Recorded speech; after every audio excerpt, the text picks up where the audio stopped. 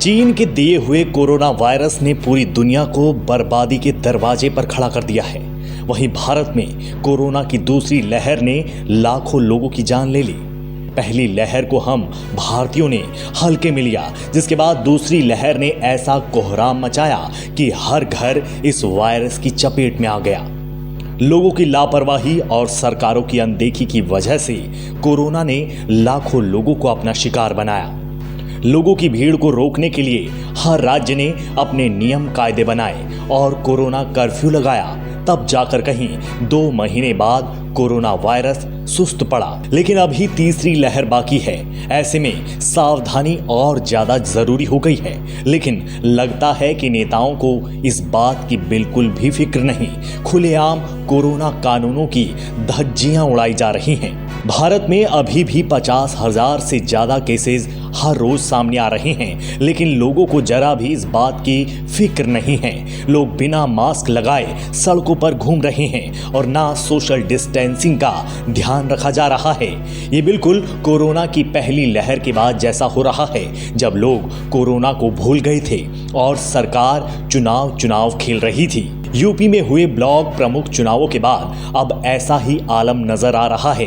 गाजियाबाद में बीजेपी कार्यकर्ता जीत के जश्न में ऐसे डूबे जैसे कोरोना उनका क्या बिगाड़ लेगा। बीजेपी कार्यकर्ताओं ने ना सोशल डिस्टेंसिंग का ख्याल रखा और ना ही किसी के चेहरे पर मास्क नजर आया और नियम कायदों को किनारे कर जीत के जश्न में डूब गए।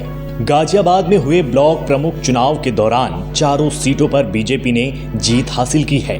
इसके बाद जमकर जश्न मनाया गया, जिसमें सोशल डिस्टेंसिंग के नियमों की धज्जियां उड़ाई गई। लोनी इलाके से बीजेपी के जश्न का जो वीडियो सामने आया है वो और भी हैरान करने वाला है। यहाँ तो कार्यकर्ताओं के साथ स्थानीय विधायक भी कोरोना फ्री जश्न में डूबे नजर आए। जीत के जश्न में इतना डूब गए कि सोशल डिस्टेंसिंग के नियम का ख्याल तक नहीं रहा। ना तो किसी कार्यकर्ता ने मास्क पहना और ना ही विधायक जी ने। इन्हें देखकर ऐसा लगा जैसे कोरोना को चुनौती देकर पूछ रहे हैं, कहां है कोरोना।